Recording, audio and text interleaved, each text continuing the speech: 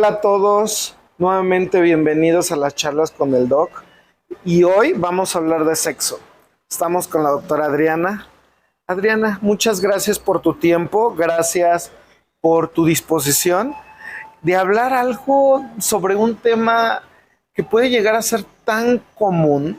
Hablar al día de hoy de sexo es algo cotidiano, pero al mismo tiempo creo que no en conciencia, ¿no crees? Sí, pues mira, muchas gracias. Es para mí de verdad un honor compartir contigo este espacio y sobre todo, pues que hayas pensado en la importancia de hablar de estos temas, porque sí es cierto, hablar de sexo es como, ay, bueno, ¿no? Cualquiera puede hablar de sexo, pero ya hablar de salud sexual, de sexualidad, de obligaciones, responsabilidades, derechos sexuales, disfunciones, o sea, ya se vuelve un campo tan interesante que vale la pena ir tocando. Nos va a faltar tiempo. Claro. Prometo volverme a sentar contigo en otro momento. Es ¿no? imperativo claro hacerlo, sí, claro, porque acabas de dar en el clavo. No es lo mismo hablar de sexo, de hablar de todo lo que conlleva y que tiene que ver con la ciencia del sexo, que es el tema precisamente de hoy. ¿Qué es el sexo? Pues fíjate qué importante es. No sé si cuando la gente escucha la ciencia del sexo, ¿en qué pensará? ¿No? Y es algo que los voy a invitar a reflexionar. ¿Qué piensan cuando escuchan el título de esta conversación que vamos a tener él y yo? Pero principalmente lo que en muchas ocasiones viene a la cabeza es, a lo mejor esto del sexo nos lleva a pensar en erotismo, nos lleva a pensar en hombres y mujeres, hombres, mujeres, orientaciones sexuales, en niños, en educación, ¿no? Hay como una gama muy grande. Pero principalmente creo que durante mucho tiempo hemos utilizado la palabra sexo como sinónimo de erotismo, lo cual no es lo mismo. Ejemplo, sexo tiene una definición muy específica que tiene que ver con características principalmente anatómicas, fisiológicas, psicológicas o mentales relacionados con el ser hombre, con el ser mujer o una combinación de ambos. Entonces, fíjate, ¿por qué tenemos sexo? Todos tenemos sexo, pero a lo mejor no todos tenemos relaciones sexuales. A ver, explícame eso. Ejemplo, yo tengo un sexo femenino o un sexo mujer más bien, que está relacionado, primero, si lo vemos desde el punto de vista cromosómico, porque soy XX. Tú eres hombre porque tienes XY. Entonces, desde el sexo cromosómico ya hay una diferencia. Yo soy mujer porque tengo características físicas, sexuales, ¿no? Relacionadas con lo que es una mujer desde el punto de vista anatómico. Tú eres hombre porque tienes también características sexuales de hombres. ¿Okay? Entonces aquí vamos haciendo la diferencia porque yo no sé si tú tienes relaciones sexuales, ¿no? Puede ser que sí, pero eso forma parte de tu desempeño de tu sexo interactuando con otro sexo o a lo mejor ni siquiera con otro sexo, a lo mejor en una caricia de autoestimulación, ¿no? Pero entonces ya es una parte es el sexo y otra parte es el erotismo. Lo que ha sido como muy común es escuchar, pues tenemos sexo, sí tenemos sexo, más no necesariamente relaciones sexuales. No sé si me estoy dando a entender en ese sentido. Entonces hay muchas características y dije, fíjate, una combinación de ambos porque no podemos dejar a un lado, por ejemplo, las personas hermafroditas, ¿no? Que en algún momento por esta situación de alteración en la genitalidad y en la diferenciación de los genitales, a veces hay una ambigüedad genital, que ahí vamos a meter también dentro de estas características que nos hacen diferentes a hombres y mujeres, lo que tiene que ver con la genitalidad. Entonces ya vemos que hay un sexo cromosómico, hay un sexo físico, hay un sexo cerebral súper interesante. A ver, platícame. El sexo cerebral tiene mucho que ver con este baño de testosterona que en algún momento pudo tener tu cerebro y el mío no, que va a hacer que diferenciemos en que tu cerebro está más encaminado a tener una estructura de hombre y el mío una estructura de mujer. Ha sido bañado más el tuyo por testosterona que el mío, ¿no? Porque tuviste más receptores a testosterona que yo. Entonces, por eso hay una diferencia desde el punto de vista cerebral. Hablando del sexo hormonal, también hay una diferencia importante.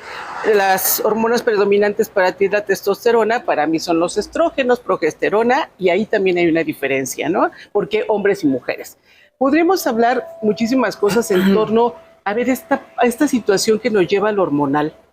Hay personas que ya en otro momento lo abordaremos, pero por ejemplo, las personas transexuales, que en algún momento tienen un proceso dentro de su transformación, por llamarlo así, o de esta posibilidad de en algún momento ya pasar a ser del otro sexo, ¿sí? Lo cromosómico no va a cambiar, pero ¿qué sí va a cambiar? Ya tienen un cerebro que puede ser de un predominio diferente a su aspecto, o más bien a sus cromosomas, pero tienen un sexo que puede ser un sexo cerebral femenino en un cuerpo de un hombre, ¿no? Por eso se da la transexualidad. Sí. Habíamos platicado, ¿recuerdas? De aquella teoría precisamente de la testosterona, las preferencias sexuales relacionadas con la anatomía de los dedos de la mano. Uh-huh. ¿Qué opinas de esto? Pues mira, es que yo creo que siempre haciendo precisamente basado en ciencia y basado en evidencia, en algún momento salió un artículo relacionado con eso, pero quiero decirte que la orientación sexual va más enfocada a esta parte que va relacionada con el género. Tú, hombre, ¿cómo te identificas Excelente. con tu ser hombre? ¿No?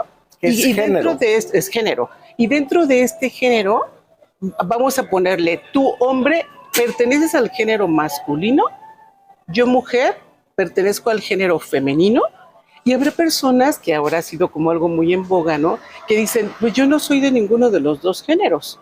Sí has escuchado, Ujú, ¿no? claro. Las personas que son no binarias, que no quieren pertenecer a solamente estas dos características o posibilidades. Entonces, dentro de la identidad de género, vamos viendo que con el paso del tiempo, una persona se identifica como femenino, masculino, combinación de ambos, y la otra es, ¿cuál es mi orientación? ¿Sí? Tiene mucho que ver con a mí quién me atrae, de quién me enamoro, quién me llama la atención física y sexualmente, ¿no? ¿Dónde están puestas mis emociones, ¿no? ¿Quién me hace vibrar? Y entonces eso es algo que desde pequeños las personas pueden ir identificando como quién me atrae. No necesariamente, y no sé si recuerdas, a ver, a lo mejor tú no eras tan precoz, pero en algún momento tu noviecita de la primaria, Uh-huh. ¿no? O del kinder, a la que le agarrabas la trenza y se iban atrás del piano. ¿Sabes? Este era como una forma de atracción, pero no era una atracción sexual como la del adolescente. ¿Sí? Si es una atracción de estar en pares, de jugar, la niña está bonita, te gusta darle la mano, agarrarle la trenza, pero hay una atracción igual a la de un adolescente porque ya están las hormonas teniendo una influencia. Sin embargo, este punto de la atracción que te estoy diciendo tiene mucho que ver con el quién te llama la atención, hombres o mujeres, o personas a lo mejor medio andróginas, ¿no? Estamos entrando ya a un campo que no es nada nuevo, Uh-huh. que es la situación de la homosexualidad. Uh-huh. La homosexualidad siempre ha existido. Sí. Se creería que ahora somos más abiertos, pero no es cierto. Si nosotros leemos historia, si nos remontamos a siglos atrás, la homosexualidad era mucho más aceptada que actualmente, claro. que estamos en el año 2023. Claro. ¿Qué está ocurriendo respecto a la homosexualidad en pensar que se está estimulando esto en los niños? ¿Por qué se piensa esto? Es que es algo súper interesante lo que me preguntas, porque no sé si alguna vez las personas que nos están viendo y escuchando, te hago la pregunta a ti, ¿te cuestionaste por qué te gustan las mujeres si eres heterosexual? ¿Por qué me gustan los hombres si soy heterosexual? ¿Por qué te gustan los hombres o las mujeres independientemente de la orientación que tengas? ¿O te gustan los hombres y las mujeres en personas bisexuales? Es algo que por lo regular no nos cuestionamos. Sin embargo, porque culturalmente eso es lo aceptado, heterosexual. Uh-huh. Todo está bajo la heteronormatividad, ¿no? Uh-huh. Entonces, cuando una persona levanta la mano y dice, eso no va conmigo, a mí no me atraen los hombres, ¿no? En algún momento un hombre que le atrae a otro hombre tendría que cuestionarse por qué. Porque dentro de esta normatividad ya no estás en la fila de los heterosexuales. Y hay algo súper importante que va relacionado con estudios que se han hecho, y creo que dentro de esto de la ciencia, alguna vez en estos estudiosos de querer entender cómo se daba la homosexualidad, si era algo genético o era algo que se daba por aspectos culturales, sociales, de trato y demás, empezaron a darse cuenta y estudiaron sobre todo en el cromosoma X, que encontraron una parte donde podía, en hombres homosexuales, había una parte en ese gen, en un gen X, que podía hacer como la posibilidad de que el hombre fuera homosexual. Esto fue más relacionado con hombres homosexuales. Pero ¿qué crees? Que no todos los hombres presentaban eso? Todos los hombres que se declaraban homosexuales tenían esa alteración en el cromosoma XQ21. Ese es exactamente donde encontraron esta modificación, por llamarlo de esa manera. Entonces, ¿qué se dieron cuenta? Que había un grupo de hombres que podían tener esa modificación en esa parte del cromosoma X, pero el otro grupo de hombres que también eran homosexuales no la tenían. Entonces dijeron, bueno, ¿qué más podemos hacer? Se van a estudiar el cerebro, que en esta parte súper importante de la resonancia magnética, la tomografía con emisión de positrones, o sea, han hecho muchas cosas en torno a eso. Se dieron cuenta que ante estímulos que les ponían a hombres y estímulos que les ponían a mujeres, ejemplo, hombres atractivos que sabían que podían ser, ¿no?, estimulantes para estas mujeres y estos hombres, se dieron cuenta que el cerebro de los hombres homosexuales reaccionaba de la misma forma que el cerebro de las mujeres. Entonces, fíjense por qué esto es importante, porque tú no puedes ordenar a tu cerebro que te llame la atención ese muchacho, ¿no? O sea, no es algo que tú puedas hacer a voluntad de quiero estimular mi cerebro cuando vea a un hombre atractivo. Entonces ahí fue donde se dieron cuenta que había lugares en el cerebro como muy específicas que los hombres homosexuales podían manifestar en actividad cerebral cuando tenían un estímulo atractivo desde el punto de vista físico. Creo que hay una situación. ¿En qué momento voy a poderle decir a mi hijo o a mi hija, estás en libertad de poder elegir? Y es por eso que algunas familias, gobiernos, sistemas sociales dicen, espérame, de niño no. Ya cuando sea un adulto, que escoja lo que él guste o ella guste. Pero sabemos que hay lugares en donde los mismos niños, siendo niños, pueden elegir y empezar a someterse a tratamientos hormonales sin ni siquiera que se involucren o decidan los padres. ¿Qué opinas? Es que, ¿sabes? Mira, me llamó la atención porque todavía estamos pensando que los hijos nos podrían preguntar cuándo van a elegir o cuándo no. Es algo que se da de manera natural, la elección, por ejemplo, de quién te atrae. Por otro lado, me parece que tocas el terreno de un derecho que tenemos hombres y mujeres independientemente de la edad, ¿no? Que tiene que ver con la educación integral de la sexualidad. ¿Cuándo empieza? Desde el nacimiento. Desde el nacimiento tenemos que educar, y no es esto que la gente piensa y se escandaliza, de cómo le voy a enseñar a mi hijo de 3 años cómo tener una relación sexual. O sea, no, a ver, espera, no, ni siquiera es el momento, ni tienes por qué tú explicarle a ese niño cómo es una relación sexual a los 3 años, porque no podemos olvidar que tenemos un desarrollo, ¿no?, que tiene que ver con el desarrollo cerebral, que una cosa es que vayamos creciendo por edad cronológica, y otra cosa es cómo vamos a ir desarrollando nuestro cerebro con la información que vamos adquiriendo de nuestro entorno, donde participamos los padres. Pero de alguna manera, esto que tú me dices de, a ver, ¿en qué momento? Educamos desde el principio, desde el inicio, y algo tan sencillo como lo que te voy a decir. ¿Te has fijado que muchas veces los mismos padres nombran los genitales de sus hijos con nombres hasta propios? Que no tiene que ver, o sea, ¿por qué no le puedo decir pene al pene y vulva a la vulva? Hay conflicto, ¿por qué ¿verdad? Tiene que ser el pajarito, la cosita, la colita de adelante? O sea, ¿por qué? Ni tú ni yo le pusimos ese nombre. Un anatomista decidió que se iba a llamar pene y que se iba a llamar vulva. Pero a la gente le da terror a veces utilizar esos términos para referirse a los genitales de los niños. Sin embargo, así se llaman. Entonces, desde ahí empezamos a ver, ¿lo acaricias o no lo acaricias? Tu papá, con tu hijo varón. ¿Vas a ser tierno o no vas a ser tierno? Porque si no eres tierno, lo vas a hacer como más fuerte, ¿no? Pero ¿qué tal que tu papá te nace ser tierno con tu hijito chiquito? Si te fijas, culturalmente hay una forma a veces de educar que es, y no voy a decir hacia el machismo, porque no necesariamente hay muchos hombres que ya están cambiando esa mentalidad, sino más bien es como, tienes que educarlo como en esta fortaleza de que es un niño y entonces los niños no lloran, no sufren, no esto, ¿no? Y las niñas entonces sí, acércate, sé delicado y demás. Desde ahí empieza porque eso tiene que ver con el género. El cómo vas a educar a tu hijo y a tu hija tiene que ver con el género, tiene que ver con la identidad de género y también tiene que ver con la educación integral de la sexualidad. Entonces le decimos el nombre propio, ¿no? De cómo se llaman los genitales. Le puedes expresar tu amor de diferentes maneras. Puedes hacer lo que esa persona se sienta bien, ¿no? Que sepa que tiene derechos sexuales, por ejemplo, que ya también es otro tema que en algún momento platicaremos, y que vas a irlo guiando por, primero, valores de tu hogar. Claro. ¿Sí? El amor que tú le puedes tener a un hijo. Y retomando la pregunta que me hacías, ¿qué será mejor? Y se los dejo así como con un signo de interrogación para que lo reflexionen.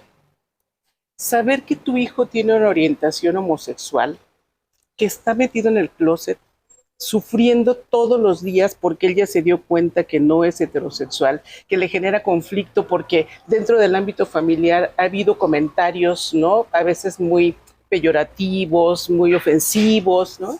Hasta discriminativos en torno a las personas que tienen orientación homosexual, y él está en eso. Entonces, es mejor que siga dentro del closet, ¿no? O es mejor que lo hable con la familia y que la familia vea. Sé que les va a caer a veces fuerte, pero es, ¿y ahora qué hacemos con esto, no?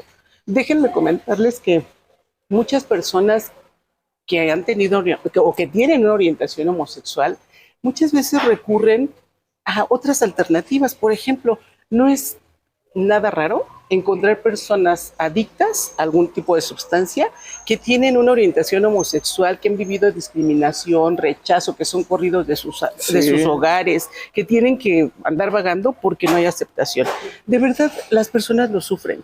Y otra cosa interesante que iniciaba yo diciéndote, cuando te cuestionaste, no, sí, por qué te gustaban los hombres o las mujeres, en el terreno de que yo decía ser heterosexual. Ellos sí se cuestionan, porque no es lo común.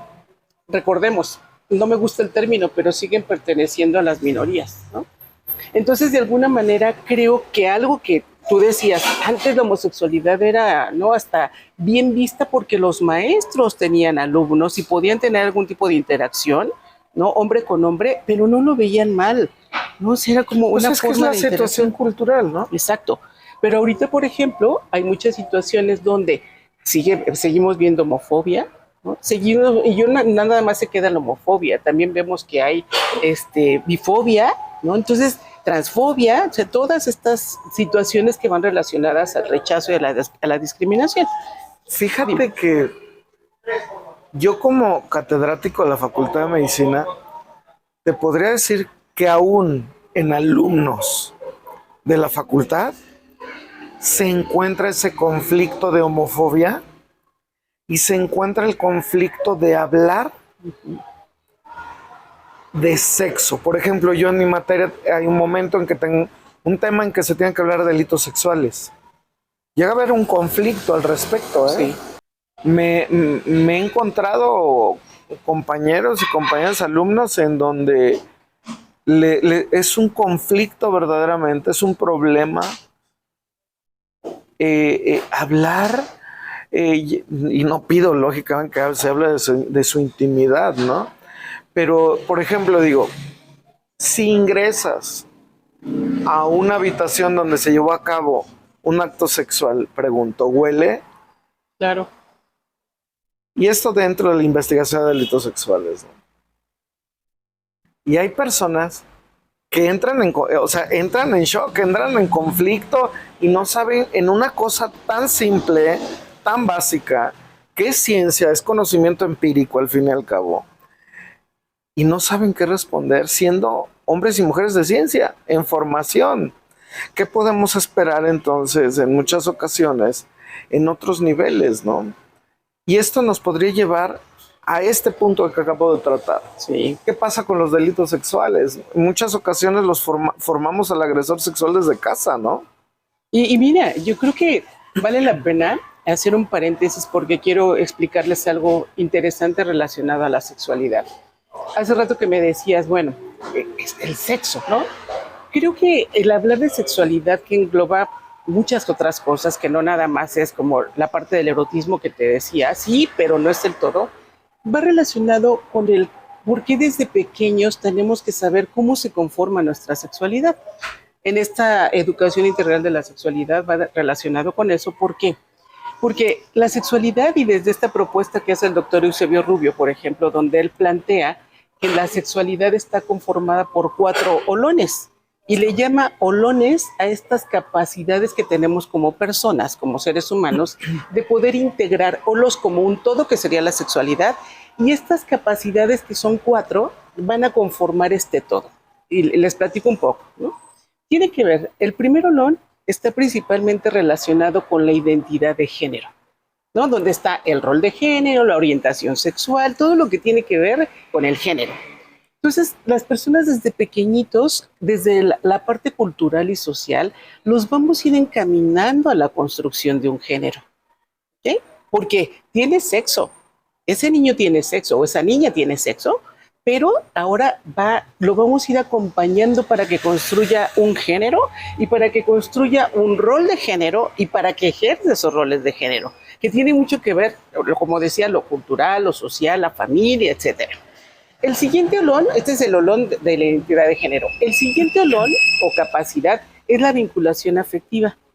¿Sí? Entonces, en esta vinculación afectiva podemos meter cualquier tipo de relación, emoción, afectividad, que principalmente nuestra mayor representación de eso es el amor, ¿no? Y hace rato yo te ponía un ejemplo. ¿Cómo los niños saben que son amados? ¿No? O sea, aunque le digas te amo, te quiero, de verdad te quiero, pero nunca te tocó, ¿no? O sea, no hay esta posibilidad de que el niño entienda, si no es a través de la crianza, a través de cubrir sus necesidades cuando son bebés, a través de amamantarlos, a través de todo esto que un bebé, por ejemplo, requiere. Entonces, el vínculo principalmente se va construyendo, al igual que la identidad de género, desde que somos pequeñitos. Entonces, pensemos, y pongo un ejemplo aquí, los soloncitos estaban chiquitos cuando nacimos y conforme vamos creciendo los vamos desarrollando. ¿Okay? Entonces ya tenemos el olón de la identidad de género, el olón de la vinculación afectiva. Ahora, hay otro olón que tiene que ver con la reproductividad. Y en esta reproductividad no es solamente el hecho de que tengas 5, 2 o 4 hijitos. No tiene que ver con eso. Sí, pero no es en este todo. ¿Por qué? Porque una cosa es que en algún momento tú quieras reproducirte, porque elegiste una pareja con la cual quieres compartir la vida, porque en algún momento quizá, ahora que vemos lo de los embarazos adolescentes, ¿no? Desafortunadamente tuviste una prueba de amor y de esa prueba de amor, como le llamaban en mi tiempo, no sé ahora, ¿no?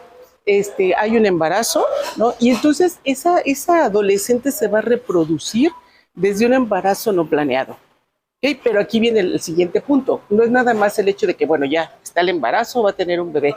Viene algo importantísimo que tiene que ver con el ejercicio del maternaje y del paternaje. Es más común en nuestro medio ver hogares uniparentales donde está la mamá nada más. ¿Sí? Por ejemplo, lo que llamamos madres solteras, que nada más está la mamá y el papá no está. Entonces, ¿sí tuvo papá ese bebé? Claro que lo tuvo ese niño o niña, sí lo tuvo, pero solamente se ejerció el maternaje porque el papá no está y no hubo paternaje. Entonces, en esta invitación a la reproductividad, que es una capacidad que tenemos, hoy por hoy hay muchas generaciones, o sea, esta generación, por ejemplo, yo he escuchado a muchos chicos que me dicen, yo no quiero tener hijos. De hecho, déjame decirte que acabo de platicar con un chico de 22 años que está buscando la posibilidad de hacerse una vasectomía, ¿no? O sea, ya, Fíjate que yo he conocido ya bastantes jóvenes, 18 a 22, 23 años, algunos que fueron mis alumnos, que decidieron realizarse la vasectomía. Entonces, bueno, podemos, o sea, ¿Que te acuerdas que en nuestra etapa de estudiantes, recuerdas que cuando alguien quería realizarse la vasectomía o la salpingo y no había tenido hijos, era impedido Claro, totalmente. claro, O sea, dicen, claro. no, ¿cómo crees? Y nadie lo quería realizar. Así Y es. ahora es muy común, o Bueno, sea, es su decisión. Claro, pero además déjame decirte que esto va encaminado a que tienes derechos sexuales. Y como parte de tu derecho sexual, tienes el derecho a elegir si te quieres reproducir, no te quieres reproducir, con qué espaciamiento quieres reproducirte. Tienes el derecho a tener un método anticonceptivo, ¿no? A tener orientación respecto a los métodos. Pues eso ya es un derecho que está hoy por hoy. Y antes, cuando hablábamos de derechos sexuales, en esa época que me estás planteando, ¿no? O sea, era como no. Y entonces hay que hablar con ese chico que está pensando, o esa chica de ya que no quiere tener hijos, porque ¿cómo crees que a los 20 años en aquel tiempo era que no se quería tener hijos? Y hoy que lo vemos con esta frecuencia, pues sabemos que forma parte de un derecho sexual que pueden ejercer con toda libertad y que tenemos que respetar, ¿no? Desde tu área, desde tu especialidad, ¿en qué momento empieza a haber alguna alteración en la sexualidad para llevar a cabo una agresión sexual o para ser un agresor sexual? Ojo, no estoy entrando en cuestiones del área de psicología o psiquiatría, desde tu especialidad. ¿Cómo ocurre esto? Ok, lo voy a ligar con el último olón y ahorita te contesto por qué va relacionada a eso. El último olón tiene que ver con el erotismo. Principalmente el erotismo va relacionado con la respuesta sexual, ¿no? Desde muchos modelos, como se haya abordado o se haya estudiado la respuesta sexual, pero yo para hacerlo como más práctico te lo voy a poner en tres situaciones o en tres fases. Tenemos la fase de deseo, la fase de excitación y la fase del orgasmo, ¿no? Desde este modelo trifásico, y poniéndolo en ese sentido, es como algo que al momento de que te erotizas, vas a tener deseo. Si este erotismo puede continuar en una interacción física o en algo individual, puede ser que tengas un proceso de excitación.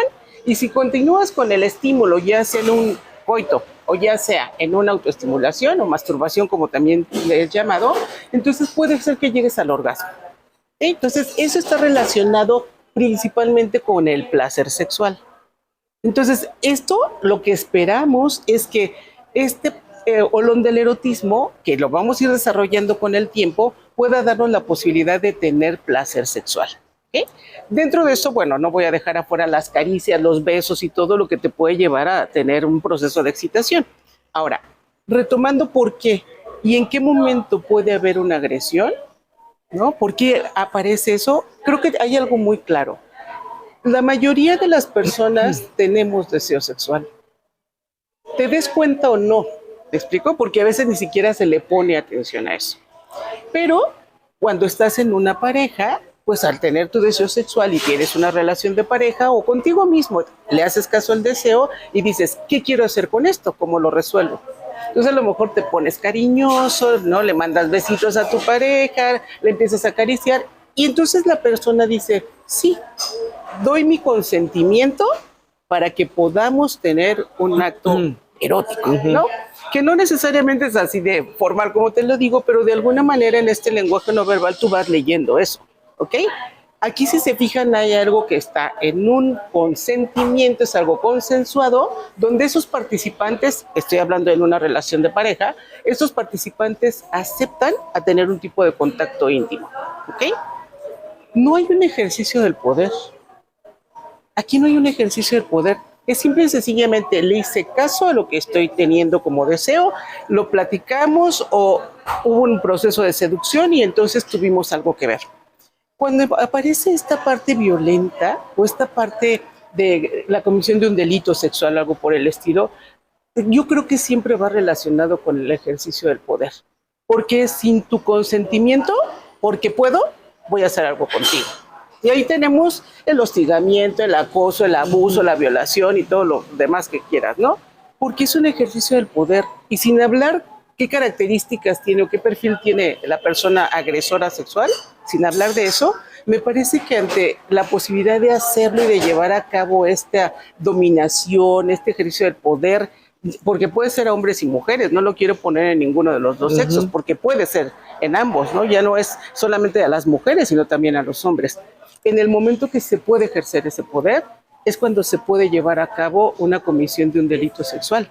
Y entonces ahí no hay consentimiento. Y lo que sí podría decir es que a veces, y relacionado con lo que te decía hace un momento de las sustancias, ¿no? A veces, si te fijas cuántos delitos sexuales se han cometido en personas que están bajo la influencia de una sustancia. Y esto es lo que te iba a comentar. Las drogas.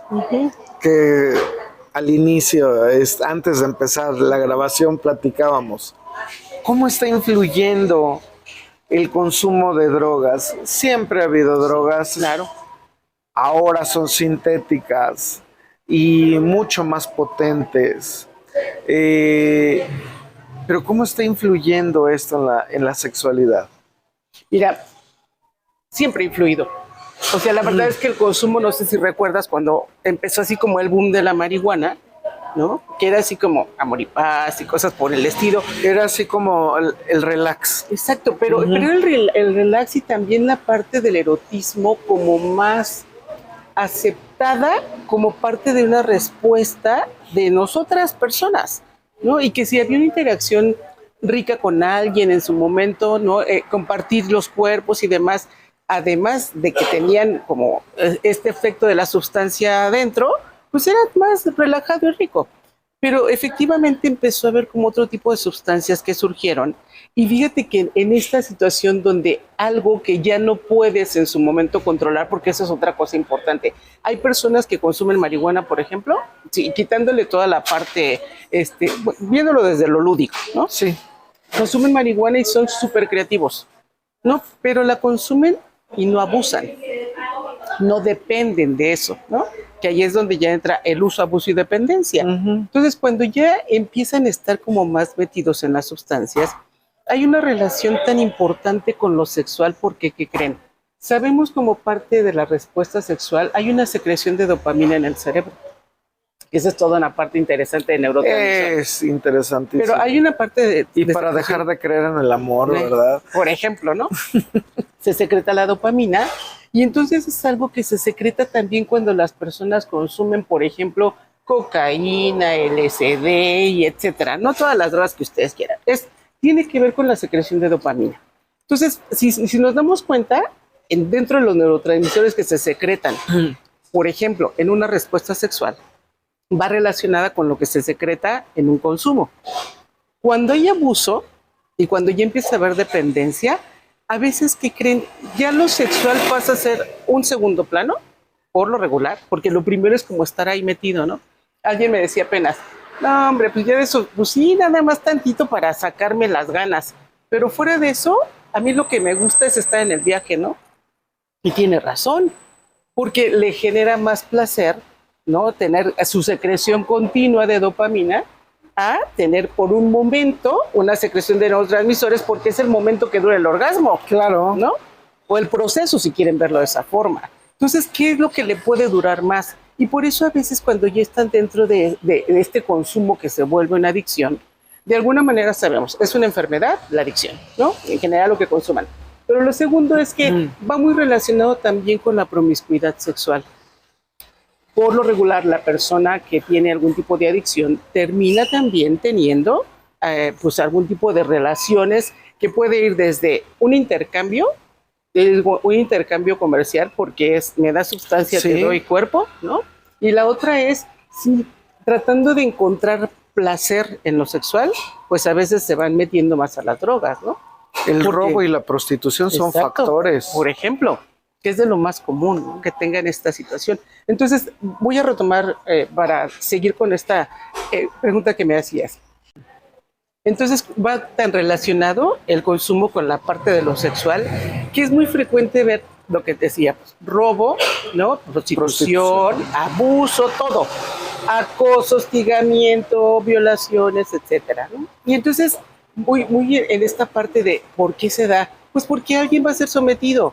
En este intercambio de sustancia por cuerpo, alguien va a ser sometido. ¿En qué condiciones? Y entonces lo que te decía al inicio, ¿dónde quedó el consentimiento?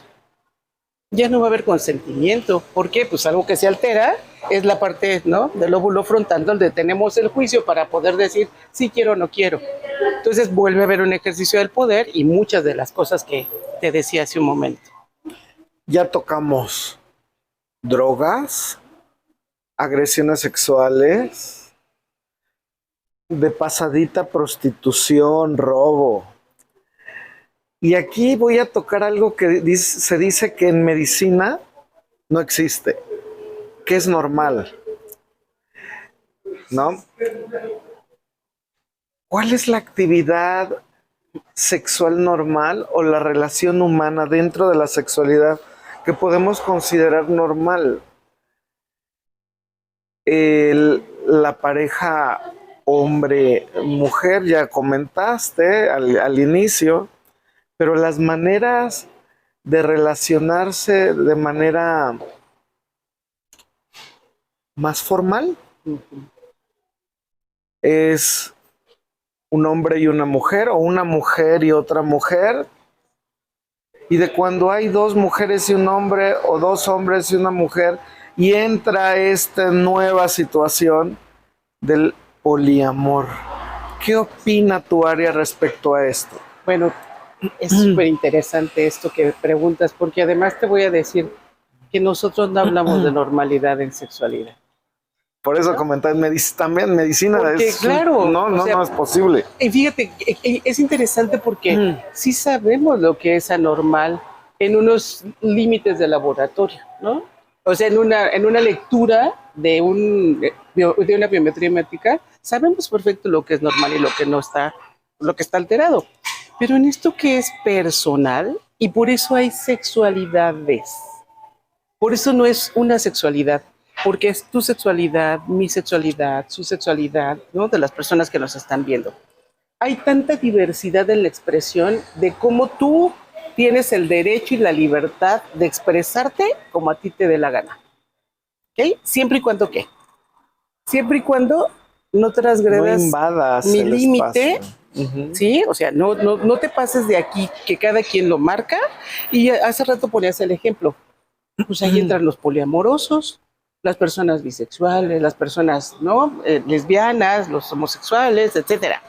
Entonces, ¿por qué esto te digo que no hay normalidad? Porque cada persona al día de hoy tiene la libertad de expresarse como quiere, respetando esto que les decía. Somos tan diversos como individuos, ¿no? Aún así, teniendo un gemelo igualito a ti físicamente hablando, de verdad que va a haber muchas diferencias, ¿no? Claro. En la orientación, en la atracción, o sea, va a haber muchas diferencias. Entonces, por eso el término de normalidad no lo utilizamos, porque además hay otra cosa. ¿Para quién? ¿Para esta cultura? ¿Para aquí ahora que estamos en Cuernavaca? ¿O para Oaxaca? ¿O Exacto. para los Mushes? ¿No? Exacto. ¿O para Ensenada? Es ¿Para quién? muy subjetivo, realmente. Así es. Aquí pudiese ser muy señalada una mujer que tiene varias parejas sexuales, aunque sean hombres, aunque fueran hombres. Y en otra cultura puede ser una mujer muy codiciada por tener muchas parejas sexuales. Así es. O viceversa, ¿no? Así es. Pero entonces aquí lo interesante es, ¿quién dice que eso está mal? Que una mujer tenga varias parejas sexuales. ¿Quién dice? La sociedad, ¿no? El aspecto social, la parte cultural. Porque Pero entonces, no hay que dejar ver, Adriana, una situación. Que las sociedades se rigen por reglas. Y en muchas ocasiones estas reglas, ¿para qué eran? Sí, control social, porque hasta la fecha muchas cosas se utilizan para control social, pero también para una buena convivencia, ¿no? sí. Y decir, bueno, pues no desearás a la mujer de tu prójimo. Pues a lo mejor no es una situación tan divina, sino es que llevemos una comunidad en paz y que no se estén agarrando a pedradas uno con otro, y claro, que el buen ambiente social no se rompa por esta situación, ¿no? Claro, pero parte de las reglas es esto que te decía, ¿no? O sea, tú no pases mi raya y todo va a estar bien. Pero ¿qué pasa cuando yo digo, pues sí quiero que pase mi raya? Exacto. ¿No? Pero fíjate, ahí es donde digo, al momento que yo quiero que pase mi raya, ya estoy dando mi consentimiento. Si te fijas como a veces cuando hace rato que decías, ¿qué queremos? ¿Vivir en paz? ¿Que todo esté en armonía? Pues sí, no te pases mi raya. Pero si quiero que te pases mi raya, entonces lo hablamos y nos ponemos de acuerdo, ¿no? Y entonces ya vemos qué vamos a hacer, porque te estoy dando ese consentimiento y tú estás de acuerdo que hagamos esto. Por eso los poliamorosos viven en armonía. Es la calidad de tu vida, es la calidad de tu comunicación, ¿no? Es hablar. Y es que también en sociedad damos muchas cosas por hecho. Así es. Por ejemplo, tú y yo de repente, ahorita estamos platicando y decidimos establecer una relación. Pero jamás hablamos de exclusividad. Exacto. Y tú, yo al rato te veo con un caballero y te digo, oye, pues ¿qué pasó? Sí. Cuando hablamos que solamente íbamos a estar tú y yo juntos, o sea, que no iba a haber otras personas. Cuando por cuestión social damos por hecho, o sea, por default, que viene esta exclusividad y no se habla desde el inicio, ¿no? Es un defecto que tenemos, ¿eh? Es en todas las áreas. En todas las áreas, porque además hay algo. La comunicación erótica ineficaz es algo de lo más frecuente que hay. A ver. Y fíjate, tiene que ver con esto que tú ponías, porque eso sería desde el punto de vista afectivo, la exclusividad tú y yo, ¿no? Es hasta lo erótico tú y yo, nada más, ¿no? Pero ¿qué pasa con estas personas que tienen relaciones abiertas? Es como, a ver, ya lo platicamos que tú y yo, pero un tercero, ¿por qué no? Pero estamos tan de acuerdo que puede haber un tercero, por eso hay relaciones abiertas. Vamos, hasta en los pueblos. Y no hablamos del 2023, vámonos, ¿qué te gusta? 50, 60, 70 años atrás. ¿Y qué decían las mujeres? Haz lo que quieras, pero que yo no me entere. Es una relación abierta. Sí. Vele por donde tú gustes. Pero que yo no me entere. Pero que yo no me entere. Aquí se ha modificado si quieres, porque pues, yo me puedo enterar y no pasa nada, ¿no? Pero ya lo hablamos. Por eso, cuando hay una comunicación erótica ineficaz o una comunicación en pareja ineficaz, dar por hecho, y lo estamos poniendo nada más en un tú y yo, ¿no? En ese sentido. Pero ¿qué creen? Cuando estas personas tienen una comunicación en pareja, erótica, se entienden, se exploran, se ponen de acuerdo, hasta, bueno, pueden tener esta posibilidad de tener una intimidad tan importante e intensa que ya nada más con el simple hecho de verse ya saben, ¿no? Cómo están y qué quieren. Y no nada más lo quiero dejar aquí, por lo que tú me decías hace un momento. Tampoco, y esto es hablando por ejemplo con mis pacientes, ¿no? Una de las cosas de las cuales se quejan con mayor frecuencia es que su médico no les pregunta de aspectos sexuales. Ojo, no les pregunta o juzga. Esa es una de las situaciones, cuando nos atrevemos un médico en alguna ocasión me dijo, es que llegó una chica con esta patología determinada, y le dije, oye, pues que eres una prostituta, ¿cómo te atreves como médico a juzgar, a opinar de la vida de tu paciente? No es tu papel, éticamente no lo puedes hacer. Pero entonces fíjate, o sea, no puedes, en primera no puedes. Pero ¿no puedes o no debes? Yo creo que desde el punto de vista ético, ¿no? No puedes opinar en torno a darle una... Además, así como que eres prostituta, eso es peyorativo. Bueno, trabajadoras sexuales, ¿no? Pero aquí hay otra cosa. En esta queja que te comento, por eso hay tantas disfunciones sexuales no abordadas, porque además no habemos tantos terapeutas sexuales como para abarcar la gran mayoría de las personas que tienen disfunciones sexuales. Me voy a desviar otra vez. ¿Por qué carajo te decidiste entrar a trabajar este ámbito? Tú vienes de otro lado, platícanos. Sí, por eso, precisamente, por las disfunciones sexuales. Y de verdad es algo que les quiero contar anecdótico, porque cuando yo hice cirugía general, yo soy cirujana general, ¿no? En el hospital donde yo me formé, me gustaba mucho, la urología siempre me gustó, pero en aquellos años la urología era más para los hombres, ¿no? Sí. Entonces, pues obviamente, como yo quería ser uróloga, me pegué mucho con mi maestro, el urólogo, a atender casos de situaciones que pasaban ahí. Entonces, fíjate, era muy frecuente ver que llegaban personas con disfunciones sexuales, sobre todo en aquel tiempo la disfunción eréctil, ¿no? Que pues, ya existió desde siempre, y no había nada. O sea, no había como esta parte de, apenas estaba estudiando la yombina y ese tipo de cosas que de verdad se utilizaba para problemas de erección, no para problemas de deseo, ¿no? Como es, muchas veces han pensado que con eso las personas se van a poner muy deseosas, pero no. El detalle es que alguna vez me tocó escuchar cuando el señor se quejaba amargamente de su problema de erección. Y entonces la respuesta fue, ¿qué edad tiene? ¿No? 65. 65 con un problema de erección. Y entonces le decía, ¿cuántos hijos tuvo? 4. ¿Está casado todavía? Sí. Pues entonces, mire, ya el médico de aquel entonces le decía, ya disfrutó de su vida, ve la edad que ¿tiene amigos? Bueno, es más, ¿sabe jugar ajedrez? Váyase a jugar ajedrez. ¿Es católico? Sí, pues vaya a misa. O sea, cosas, y la carita del señor así como, ¿no?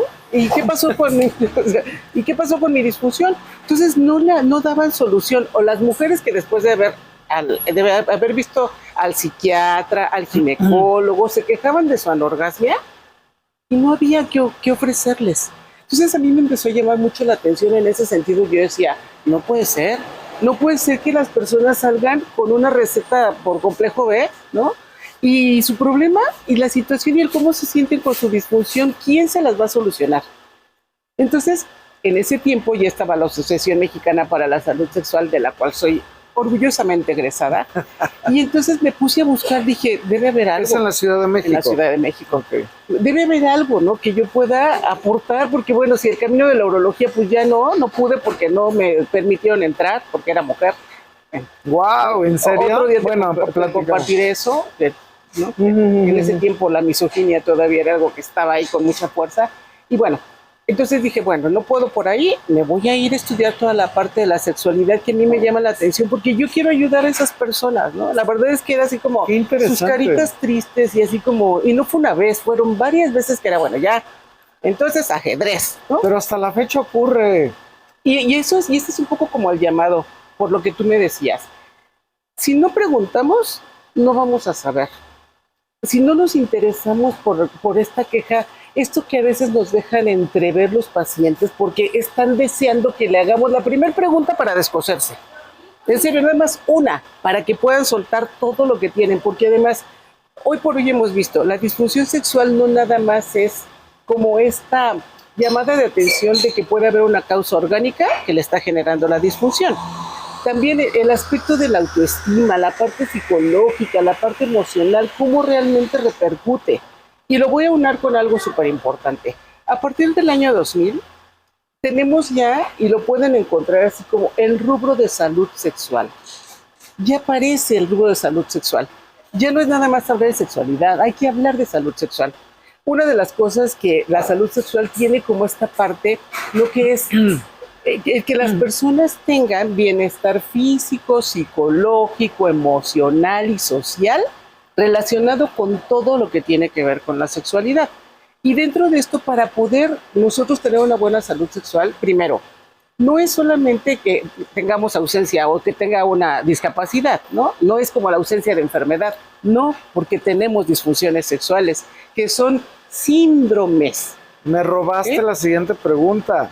Viene, hazla, para que no se note que te la robé. La discapacidad. ¿Recuerdas que en una tertulia precisamente comentabas esto? Sí. Que hay ahora empresas que se dedican a la fabricación de instrumentos para que el paciente con alguna discapacidad pueda ejercer su sexualidad. ¿Nos puedes hablar de esto, por favor? Pueda ejercer principalmente, o sea, la discapacidad no tiene que ser una limitante, porque si bien decía ahorita, bueno, a lo mejor una persona con lesión medular, ¿no? Pensamos que tiene una lesión medular que le impide mover las piernas, ¿no? De alguna forma es ok. A lo mejor no puede mover las piernas, pero tiene orejas, ojos, nariz, oído, una piel extensa para poderlo erotizar. Y que fíjense, a veces ni siquiera realmente se dan cuenta si pueden llegar a tener, porque eso se tiene que evaluar, una erección que puede ser que con algún inhibidor de la fosfodiesterasa 5 o sildenafil, tadalafil, cualquiera, ¿no? Vardenafil, el que sea, puede mejorar la calidad del llenado de sus cuerpos cavernosos del pene y lograr algún tipo de erección, ¿no? Pero no lo sabe porque no lo hablan, por un lado. hay muchos dispositivos que se han podido ofrecer a las personas que tienen algún tipo de discapacidad, hasta para que puedan colocarse cómodamente en el sillón, en el aditamento, en la silla mecedora. O sea, es como solamente tener la apertura para querer, primero, poder y querer, recibir orientación en torno a esta salud sexual. Y lo otro es que alguien sí le puede decir, oye, si hay algo que te puedo ofrecer para que no sufras tu disfunción sexual o para que no puedas vivir tu erotismo desde otra forma, ¿no? Y no renunciar a ello. Que es así como, es que estás sordo. Ajá, ¿y? Pero ¿No? te das cuenta que ahí nuevamente los ignorantes que tendríamos que orientar somos los médicos. Así es. O sea, realmente desde el hecho de que el médico no te diga cómo te puede ayudar desde ahí. Ahora fíjate, hablando de la ciencia y la medicina en este sentido, piensa en una enfermedad, la que tú quieras. Tos. No es cierto, Bueno, es un signo. no, pero bueno. a ver, la tos. Resulta ser que en un momento de intimidad, que estás acá con los besos y se te atora la flema, ¿qué va a pasar en ese momento? Te vas a retirar para voltearte y toser, ¿no? Si depende cuántas flemas tengas, el tiempo que vas a estar tosiendo, pero ya te diste cuenta cómo se cortó ahí. Sí. O sea, el beso estaba así como en su pleno apogeo y te retiraste y dijiste, Espérame tantito. perdón, ¿no? Entonces, okay. Ya hubo ahí una interrupción del erotismo, ¿ok? ¿Te gusta pensar en diabetes? Ok. La diabetes es una causa frecuente de disfunción sexual en hombres y mujeres, de lo más frecuente en nuestro país. Sí, la Porque, primera podríamos decir, ¿no? De lo más frecuente. ¿Y cuáles disfunciones? Todas. Puede haber eyaculación precoz por alteración neurológica, puede haber disfunción eréctil por alteración vascular y neurológica, en las mujeres puede haber anorgasmia, puede haber alteraciones de la lubricación vaginal, puede haber dispareunia, puede haber vaginismo, todas. En un hombre y en una mujer con diabetes, sobre todo de larga evolución, que además no llevan bien su control, es muy frecuente que encontremos disfunciones sexuales. Les pregunto, ¿cuántas personas, y sobre todo si nos están viendo estudiantes de medicina, médicos o quien nos esté viendo, si en su consulta se detienen por un momento a preguntar, ¿y cómo está su vida sexual? ¿Y cómo está su salud sexual? Paciente, ¿no? Que lo veo cada mes para surtir su medicamento. Es algo que todavía nos falta mucho trabajo que hacer. Y fíjate, no quisiera decir como es su responsabilidad. No, o sea, creo que el abordaje de la sexualidad tiene que ser Que no multidisciplinario. es su responsabilidad de quién. Solamente de nosotros médicos. O sea, no es como, pues tú te quedas con el paquete. No, porque entonces tenemos, fíjate, estás tú como médico, estoy yo como terapeuta sexual, está la persona como psicólogo. ¿Por qué? Porque al ser disfunciones sexuales, condiciones de salud sexual, tenemos que investigar cuál es la etiología. Totalmente. ¿No? Pero sí es nuestra obligación en algún momento agregarlo a nuestra historia clínica. Claro. Tiene obligatoriamente y no lo hacemos. Por ejemplo, yo cuando voy a centros de reclusión a visitar personas privadas de su libertad, centros estatales o federales de readaptación social,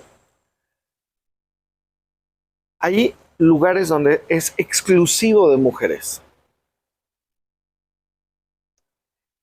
Y uno de los puntos que en lo personal hemos agregado como equipo, hemos agregado a la historia clínica es este punto. ¿Tiene usted pareja? ¿Tiene usted pareja? Y uno pensaría, bueno, pues es que está en un centro femenil y no hay hombres, pues no tendría por qué tener pareja. Y pues viene una situación obvia, que algunas personas dicen, sí tengo pareja. Claro. Y ahí pueden cambiar muchas situaciones de conducta. Muchas situaciones. Y es más, ¿tiene usted pareja? Sí tengo pareja. Perfecto, ¿se encuentra en la misma zona donde está usted? Sí. ¿Y qué tal cómo es la relación? Parece mentira, pero entra la situación de la empatía, de la liberación, todo baja, se relaja el ambiente y se obtiene mayor información y se trabaja mucho más a gusto porque dice, wow, se preocupó, o sea, se preocuparon interesó, por le interesé. Claro, claro. Pero vemos, esto que tú me decías, o sea, qué bueno y ojalá puedas invitar a tus alumnos a que puedan partir desde ahí. ¿Sabes por qué? ¿Cuál está como cuál es nuestro problema en eso? Nuestra propia sexualidad. Sí. Recordemos, cuando en formación, cuando en aquel, y en este tiempo, ¿no? Te preguntabas o trabajabas con tu propia sexualidad para que puedas ser capaz de hablar libremente de sexualidad con otras personas, que son los que están enfrente, que son tus pacientes. Si no tienes un trabajo personal, a veces es muy complicado. Y vuelvo al punto de la historia clínica. Tenemos un rubro donde habla de genitales, ¿no? Preguntaría, ¿cuántos de ustedes si exploran, interrogan la genitalidad? Si fuera del servicio de ginecología y de urología, como parte de ser médico general, tenemos un rubro en la historia clínica. Revisemos las historias clínicas, les invito y van a ver que la mayoría dicen sin datos patológicos.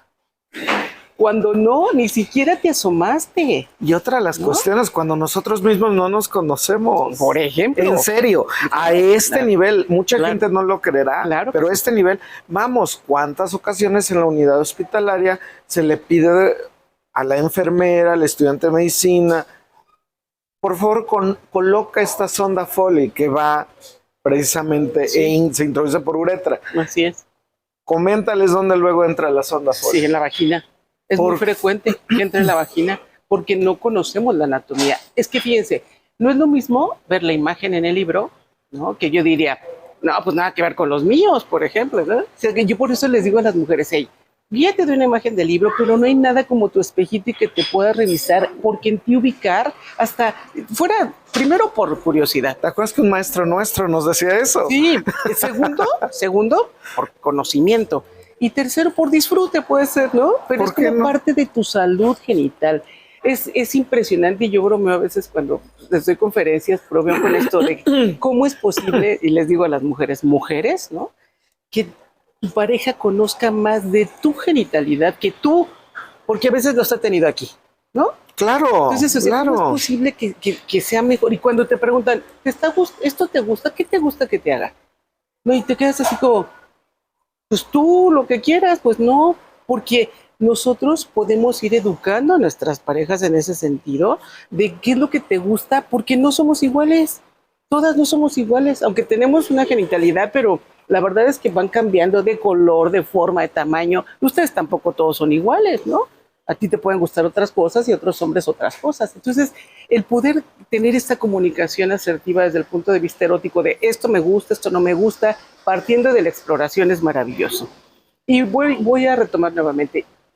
Fíjense cómo desde el ámbito médico, no es que no te erotices, pero tienes tan trabajada esta parte de, con tu paciente no puedes hacer eso, ¿no? O con tus pacientes no puedes hacer eso, en el sentido de que no es que no estés vivo, pero hay una línea tan importante que conforme va pasando el tiempo la vas marcando más y más y más, que a veces les da pena o les da miedo por eso. Porque ¿cómo le voy a decir a la señora que la voy a revisar? Oye, tienes que tocarle las mamas, tienes que tocarle los senos para saber si tienen alguna alteración o no. Si no, la señora no es experto. Has desarrollado esta habilidad de la sensibilidad en tus dedos, solo tú porque has tocado varias mamas. Si no lo hacemos, ¿cuándo? ¿No? Pero ahí viene la responsabilidad de cada uno de nosotros. Así es. Lo mismo que comentas. Así es. Que decía un maestro nuestro del espejo, ¿no? Que a manera de broma, y vamos, de hace cuántos años que éramos estudiantes de medicina, decía el doctor, pónganse el espejo. Así es. Les decía a las compañeras, claro. Pónganse, es más, salúdenla, reconózcanla. Sí, bien, ¿no? Y cómo vas a reconocer a tu paciente si no te reconoces tú. Y tú como individuo, ¿cómo puedes decir, esto no estaba ayer? Esto está creciendo. Esto no es normal. Si jamás te tocas. Claro, claro. Y otra cosa, fíjate, porque el hacer algo multidisciplinario, algo en conjunto, porque se vale médico, médica, ¿no? Tenemos un paciente, si yo no sé qué voy a hacer, y ya empecé el interrogatorio y ya identifiqué, porque hasta ahí podemos llegar muchas veces de, ya me di cuenta que tiene una disfunción sexual. Si ese médico médica dice, pero yo no trato disfunciones sexuales, pero me interesa que esa persona solucione su problemática, la voy a canalizar, la voy a referir con alguien que sí pueda trabajar eso, porque no tenemos que saberlo todo, ¿no? O sea, por eso hay especialidades, Expertos. subespecialidades, hay expertos y creo que se vale hoy hacer un trabajo en equipo, pero no dejar a la persona como el que voy a hacer como que no y le voy a seguir preguntando por lo de su diabetes, ¿no? O sea, no puede ser porque te hacía la pregunta de dime una patología, porque cualquier enfermedad que ustedes piensen, de verdad va a tener una repercusión en la vida sexual. En serio, o sea, fibromialgia, fiebre reumática, cualquiera que ustedes quieran, ¿eh? De verdad, o sea, cualquiera. Y sabes qué? Que esas repercusiones van de arriba hacia abajo. Tu trabajo, Claro, tus hijos, tu pareja. claro. O sea, todo el ambiente se va a ver o beneficiado o perjudicado si esta área no la tienes resuelta. Y voy a reforzar esto que dices. Fíjense que hubo estudios interesantes sobre todo cuando hubo este boom de hablar de terapia para la disfunción eréctil, cómo se veía que el hombre que tenía disfunción eréctil bajaba muchísimo su rendimiento laboral. O sea, fíjense, había alteraciones en su rendimiento laboral, alteraciones en sus relaciones de pareja, alteraciones en su autoestima, o sea, esto que tú dices es cierto. Y no nada más con la disfunción eréctil, o sea, no quiero dejar a un lado el problema con la eyaculación precoz que muchos jóvenes hoy están teniendo y que no están haciendo nada con ello, ¿no? Que dan por hecho que así es y pues ni modo, ¿no? Y que se aguante la pareja con la que vaya a estar. O alteraciones del deseo sexual en mujeres en el climaterio, que es como, por eso decía, sacando a los ginecólogos de esto, ¿no? Al urólogo, que son como muy específicos para el tratamiento de ciertas situaciones, es como, tú médico tienes que entrarle.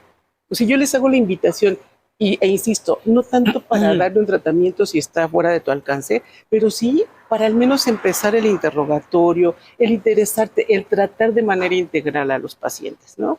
Para que pueda haber una referencia y solucionarlo porque es de vida. Mire, yo creo que el tener salud sexual hasta se nota. De verdad que se nota, te cambia el estado de ánimo y no nada más desde el punto de vista erótico, digo, una sonrisa posorgásmica, claro que se nota, pero es como estoy bien conmigo, estoy bien con mi pareja, me siento a gusto con quien soy, la orientación sexual que tengo la puedo disfrutar tanto que ya no me tengo que esconder porque soy aceptado, ¿no? Y esto es algo que ha pasado mucho con los chavos. No sé si te acuerdas cuando viene este boom de la bisexualidad, que aparece el decir, bueno, como que yo creo que soy bisexual, ¿no? Que a algunas personas les decía, a ver, no es porque no sabes en qué fila vas a formarte y digas, me quedo en medio, no. O sea, la orientación es realmente quién eres. Y si tú dices que eres bisexual, ¿no? Porque identificas con eso que tienes una orientación así, está bien. Pero no es como, soy homosexual, pero no quiero que sepan que solamente soy homosexual y entonces voy a decir que soy bisexual porque tengo la posibilidad de que en algún momento, hablando de un hombre, esté con una mujer, ¿no? Pero cuando viene este boom, los primeros escandalizados pues eran los adultos, ¿no? Los docentes, los médicos quizá. Y los chavos, sus pares, era así como, ay, pues aquí cuántos bisexuales hay, mira, está fulano, 5 bisexuales en el salón. Y los adultos así como, ¿cómo? Ellos están tan inmersos en este momento con información, más no educación, información sexual. Gracias por más comentar no eso. educación.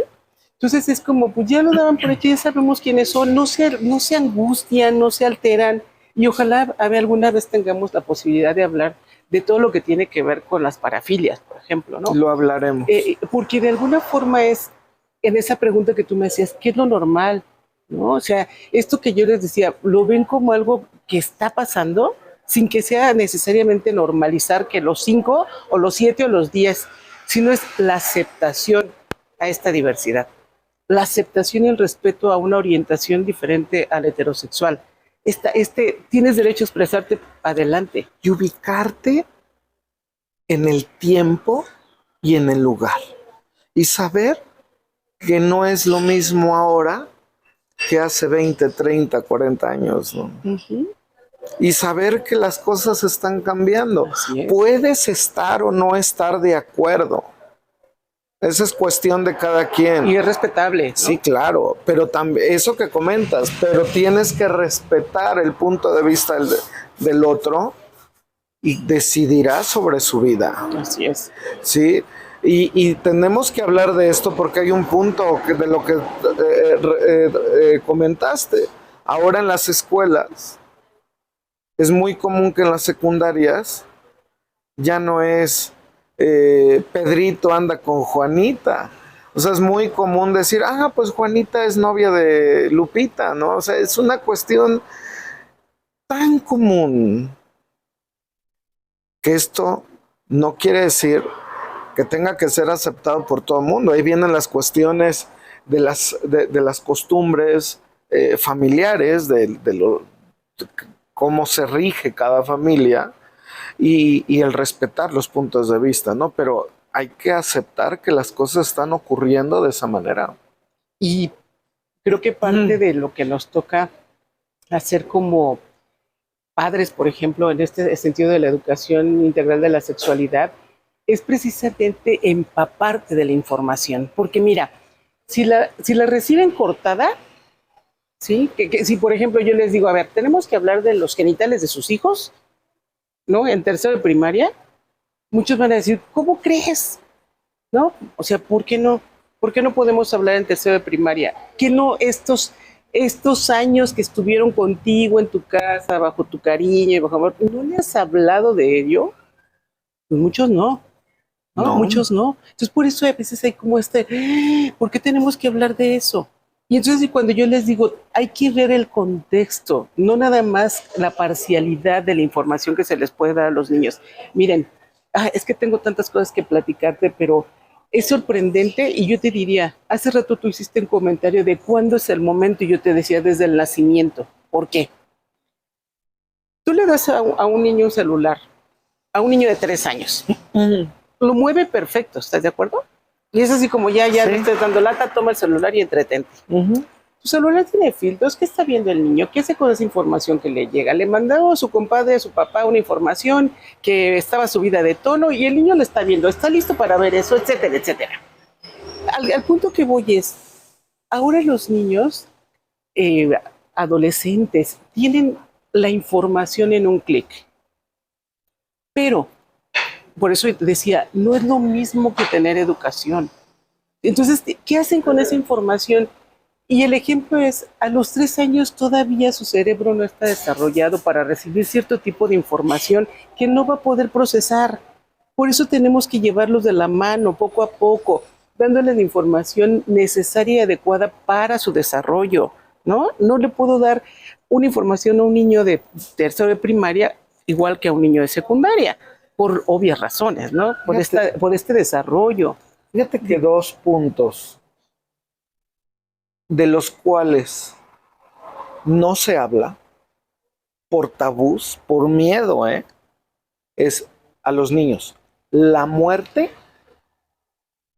y la sexualidad. Otro punto. Creo que no terminamos de entender que nosotros no tenemos que decirles. Tenemos que adaptarnos a la pregunta de ellos. Y tenemos que responder sus preguntas.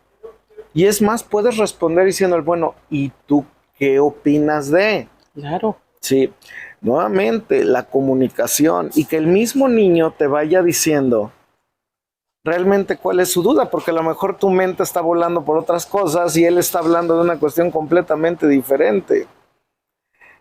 Este mundo de la sexualidad, de la ciencia en el sexo, es realmente impresionante y creo que es uno de varias charlas que vamos a tener.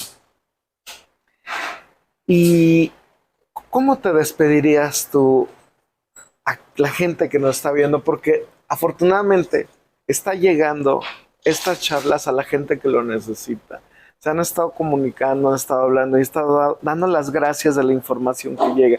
Y sé que lo que tú nos has dicho va a ser de beneficio para muchas personas. Pues Adelante. miren, yo les diría sobre todo a las personas que tenemos como esta responsabilidad primero del trabajo de la salud, que pensemos en la salud sexual, que nos preocupemos por la salud sexual, empecemos por la nuestra, ¿no? Para poder, una vez trabajada nuestra salud sexual, poder apoyar, orientar, tratar a otras personas en ese terreno. La otra parte de las personas que no están inmersos en el ámbito de la salud, sí yo les diría, hay que romper el silencio. Miren, ahora tenemos tanta literatura científica, ya no es ver solamente material 3X para poder saber algo relacionado con la sexualidad o el erotismo, sino es infórmate, ten la curiosidad, edúcate, ¿no? O sea, creo que eso es bien importante. Rompe el silencio, hay que ir rompiendo paradigmas. Sí, tienes derechos sexuales, conócelos para que los puedas ejercer.